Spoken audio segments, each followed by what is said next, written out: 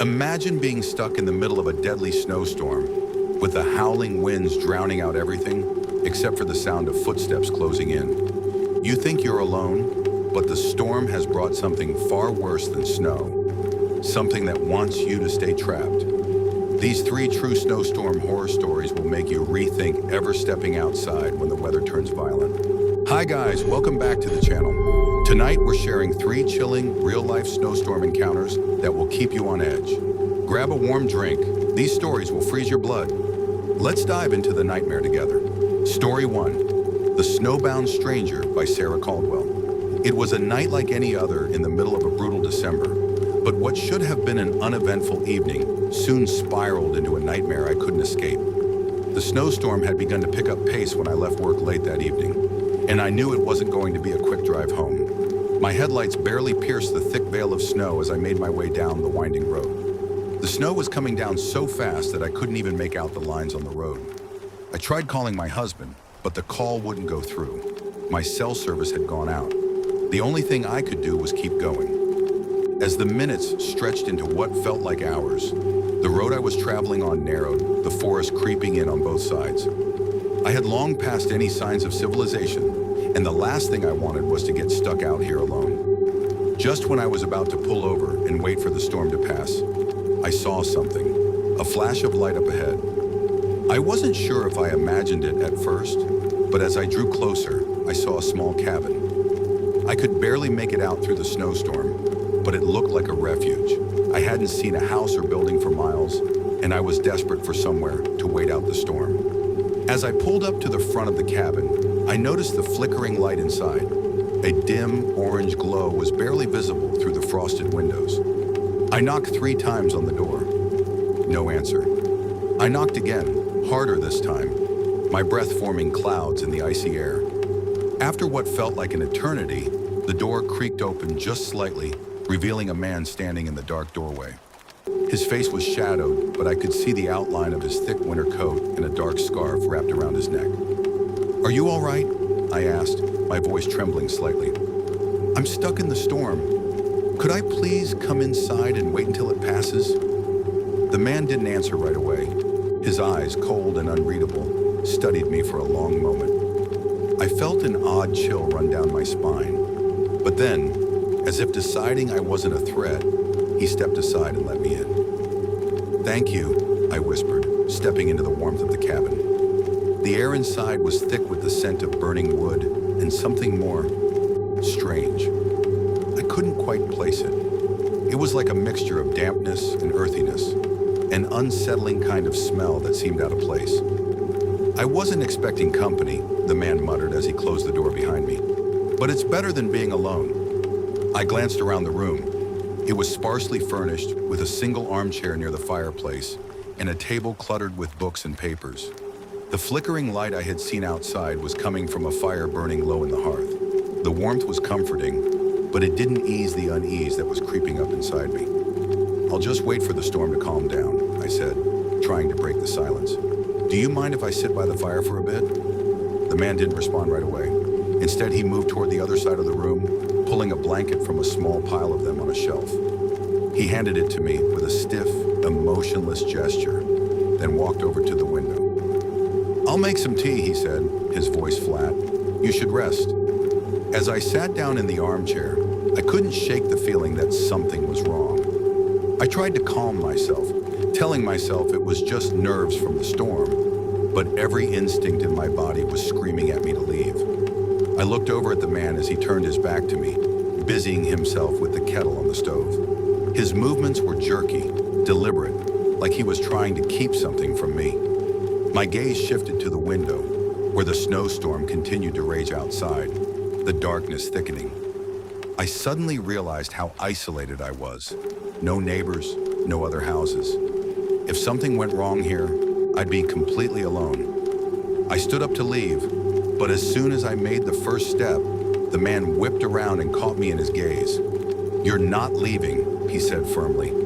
His words sent a shiver down my spine, and I froze in place. The fire crackled behind me, but all I could hear now was the pounding of my own heart. I wanted to say something, but the words stuck in my throat. I could feel his gaze burn into me, like he was trying to reach into my very soul. "Please," I finally managed to whisper. "I just want to get home." He didn't answer at first, and for a moment, it felt like the world had paused. The wind howled outside, but inside the cabin, it was eerily silent. "You can't leave," he said again, stepping closer to me. "The storm's not over. You're better off staying here." Something in the way he said it made my blood run cold. It wasn't just a suggestion, it was a command. I was trapped, and the realization hit me like a punch to the gut. "I'll just wait for the storm to pass," I said quickly, trying to calm my rising panic. I glanced around for a way to escape, but the cabin was small, and every door and window was shut tight. The man had blocked the only exit. I took a few slow steps backward toward the door, but he moved faster than I expected, blocking my way. "You really think you can just walk out of here?" he sneered. His eyes had shifted from cold and unreadable to something darker, something far more sinister. I knew then that he wasn't just a man stranded by the storm. He was something worse, a predator. I needed to act fast. I made a dash for the door, my heart pounding in my chest. But just as I reached for the handle, the door burst open, and I was thrown forward into the freezing snow. The storm had not only picked up in intensity, but it was now almost impossible to see anything beyond the swirling winds. I stumbled into the snow, feeling the icy sting as I fell to my knees. Looking back toward the cabin, I could see the man standing in the doorway, watching me. He didn't move. He didn't call after me. I didn't care. I ran straight into the storm, not stopping until I reached the nearest road. I flagged down a passing car, terrified, my heart racing as the snow continued to fall. I didn't stop until I was back in town, and even then, I kept glancing over my shoulder, terrified the man from the cabin was behind me. I never found out who he was. I never returned to that road, and I never spoke of that night again.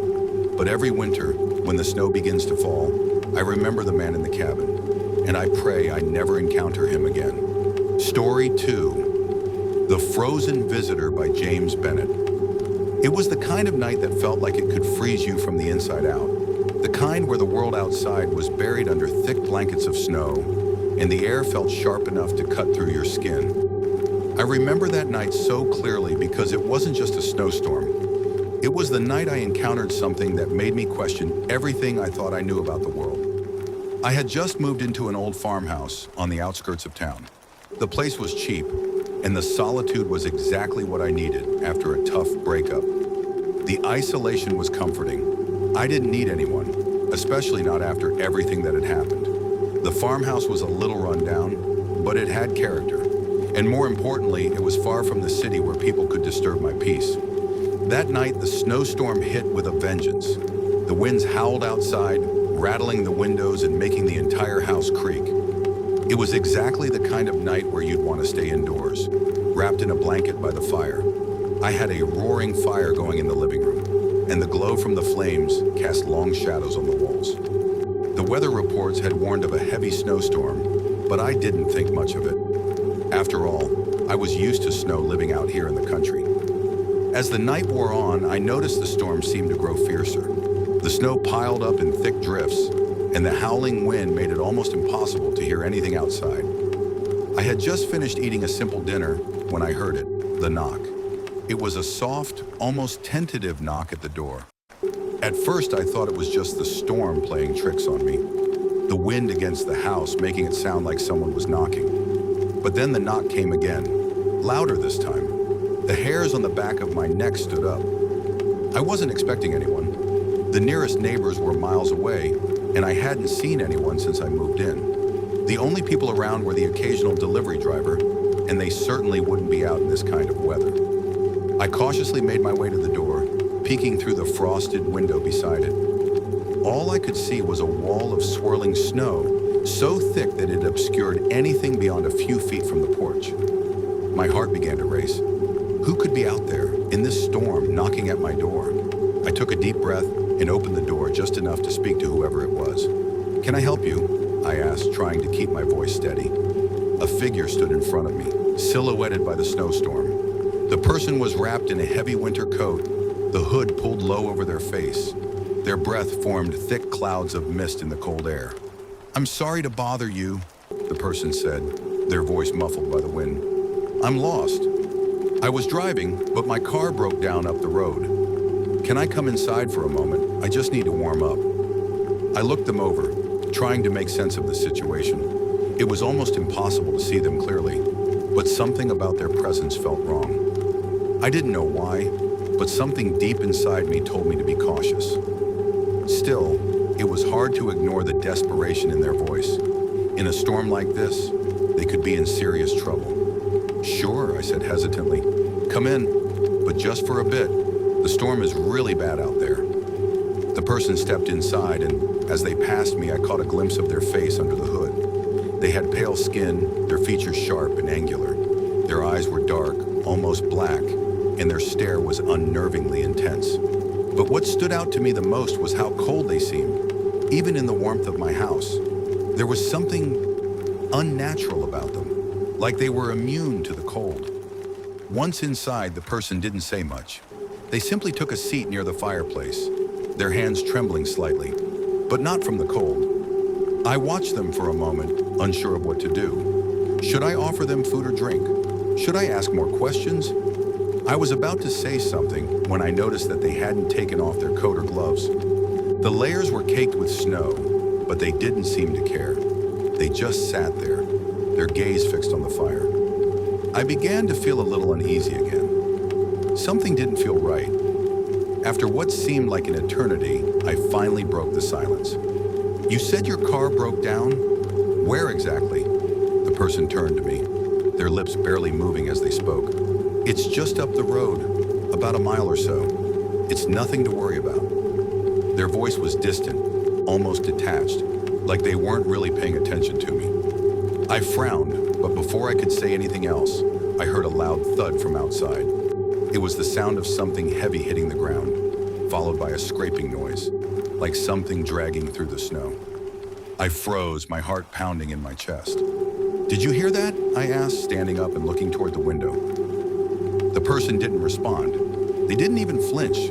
They just sat there, staring into the fire. Something was seriously off. I quickly walked over to the window and peered outside. Through the thick snowstorm, I could make out the shape of something large moving near my driveway. It was like a shadow lurching through the snow, and it was heading straight for the house. I turned back to the person sitting by the fire. "Who's out there?" I demanded, my voice rising. "What's going on?" But the person didn't respond. They just stared at the fire, their hands still clenched tightly in their gloves. Then, without warning, they stood up. "I should go," they said softly. "The storm is too much. It's better if I leave now." I was about to argue, but before I could, the figure turned and walked toward the door. I ran after them, grabbing them by the sleeve. "Wait!" I shouted. "You can't go out there. It's too dangerous." But as I reached for their sleeve, their bodies seemed to freeze, and suddenly I realized I couldn't move. I was frozen in place, as though some invisible force had gripped me.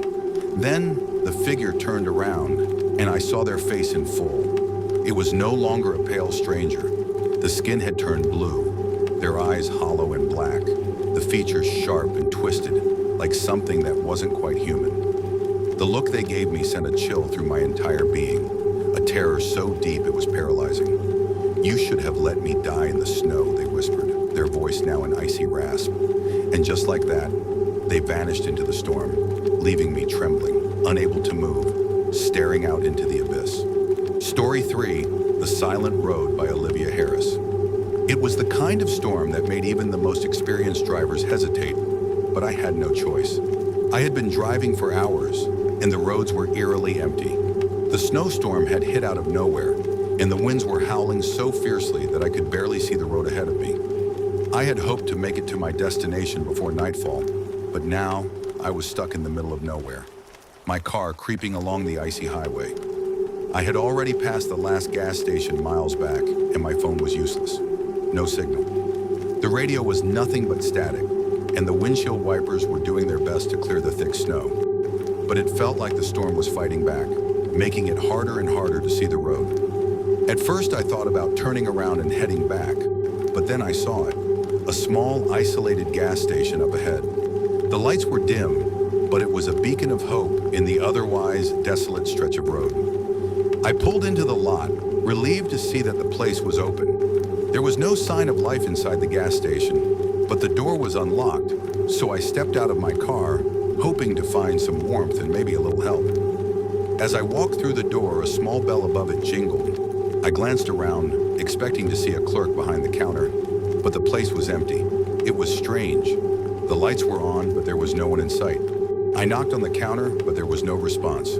"Hello," I called out, my voice sounding strange in the silence. I stepped further into the store, glancing around. The shelves were stocked with the usual snacks, canned goods, and drinks. But everything seemed to have a layer of dust on it, as if it hadn't been touched in weeks. The cashier's booth was empty, and there was no sign of any employees. The only sound was the howling wind outside and the occasional creak of the old building. I thought about leaving, but the storm was growing worse by the minute. I could barely see anything through the windows anymore. The snow was coming down in sheets and the wind was pushing it against the building, almost making it seem like the walls were closing in. I took a few steps toward the back of the store, hoping there might be a staff room or something. But then I noticed something strange. The door at the far end of the store, the one that led to a storage room or maybe the back office, was slightly ajar. It wasn't locked. I walked over to it, my heart pounding in my chest. I had a bad feeling, but the curiosity in me was too strong. As I pushed the door open, a chill rushed over me. The room was cold, colder than the rest of the building, and there was an eerie stillness in the air. The lights in the room flickered as I stepped inside, and I heard a faint sound, like someone was whispering. But when I tried to listen, it faded. My breath caught in my throat. The shelves in the storage room were filled with empty boxes and cleaning supplies. Nothing unusual. But then I noticed something that made my blood run cold. A set of footprints in the snow, leading to the back exit. I froze. The footprints were fresh. Someone had been here recently, but there was no one else around. Suddenly, I heard the door behind me slam shut. My heart skipped a beat, and I spun around, but there was no one there. The cold air grew even colder, and I felt like I was being watched. The whispering sound returned, this time louder, but it wasn't coming from anywhere specific. It felt like it was coming from all around me, echoing off the walls. I took a step back, my hand trembling as I reached for the door. But before I could get to it, I saw something that made my blood run cold. In the corner of the room near the back exit stood a figure. A man, or at least I thought it was a man. He was completely still, his back to me, his head slightly tilted to the side, like he was listening to something. His clothes were tattered and old, his hair long and unkempt. But what really struck me was the way he stood, completely motionless, as if he didn't even acknowledge my presence. I took a step forward, my breath shallow. "Excuse me," I called out, my voice shaky. The figure didn't respond. I moved closer, but the closer I got, the more unsettling the atmosphere became. It was as if the room itself was closing in on me. The air felt thick, heavy, and every instinct in my body screamed to run, to get out of there. But I couldn't move. The figure just stood there, unmoving, until finally he turned. When he did, I saw his face. It wasn't a face at all. It was like a void, empty, hollow, and featureless. His eyes were dark, like endless pits, and they seemed to stare right through me. My legs went weak, and I stumbled backward, knocking over a box in the process. The sound echoed in the silence, but the figure didn't react. He just stood there watching me, waiting, watching. I finally snapped out of my trance and bolted toward the door. I didn't care about anything anymore, just that I needed to leave. As I slammed the door open, the wind howled even louder, but it was a relief to be out of that place. I ran back to my car, not even bothering to lock the door behind me. I didn't care about anything except getting away from that gas station. As I drove away, my heart still racing, I glanced in the rearview mirror. For a split second, I thought I saw the figure standing in the doorway, watching me leave. I never went back to that gas station again, and I still don't know what happened that night. But I do know one thing. Some roads are best left untraveled, especially when the storm isn't the only thing trying to close in on you. To this day, I still get chills when I drive down that stretch of highway, and I can't shake the feeling that I'm being watched. I don't know who or what that figure was, but I know I'll never forget the look in its eyes. Thanks for watching. If you like this video, please like, share, and subscribe to our channel for more creepy stories. Which of these true stories gave you a chilling experience? Let us know. Until next time, stay curious, stay safe, and remember, sometimes the scariest stories are the ones that are real.